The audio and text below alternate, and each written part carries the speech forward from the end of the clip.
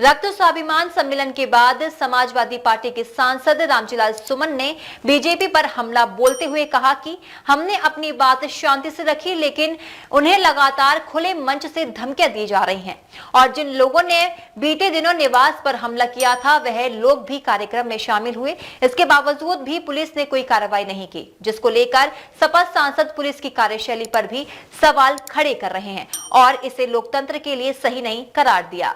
Samajwadi party के राष्ट्रीय महासचिव और सांसद रामजीलाल सुमन ने रक्त स्वाभिमान सम्मेलन खत्म होने के बाद बीजेपी पर बड़ा हमला बोला है। उन्होंने कहा कि बीजेपी अहम मुद्दों से भटकने के लिए इस मुद्दे को हवा दे रही है। वहीं बीते दिनों सांसद निवास पर किए गए हमले में वांछित लोगों की भी कार्यक्रम के मंच पर मौजूदगी पर भी उन्होंने पुलिस प्रशासन की कार्यशैली पर सवाल खड़ा किया है। उन्होंने एक बार फिर दोहराया कि वह अपने बयान पर पूरी तरह अटल हैं।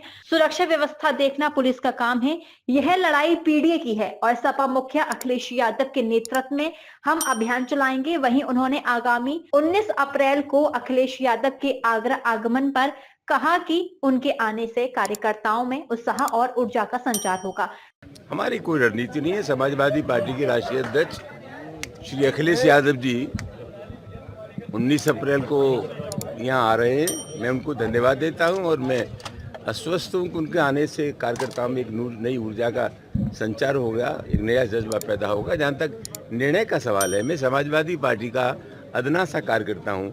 निर्णय पार्टी की मीटिंगों में लिए जाते हैं, निर्णय व्यक्तिगत रूप से नहीं लिए जाते। तो राष्ट्रीय पार्टी के राष्ट्रीय अध्यक्ष जी से मिलकर के बातचीत करके आगे की रणनीति क्या हो सकती है तभी हम तय कर सकते हैं। ये देखना पुलिस का ही काम है, प्रशासन का काम है कि जिन शर्तों के साथ अनुमति दी गई थी उन शर्तों का खुला उल्लंघन हुआ है, हिंसक वातावरण बनाने की कोशिश की गई है। और मैं चाहता हूं, मैंने पहले भी कहा कि कोई हमारी राय से इत्तेफाक करे या न करे, जनतंत्र में सबको अपना विरोध करने का अधिकार है।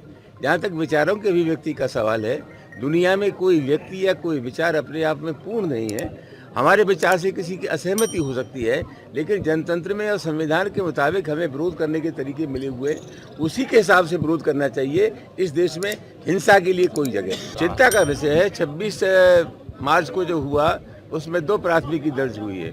एक पुलिस के लोग पिटे, वो प्राथमिकी दर्ज हुई है। एक हमारे पुत्र रणजीत सुमन ने मुकदमा लिखाया था, वो दर्ज हुआ है।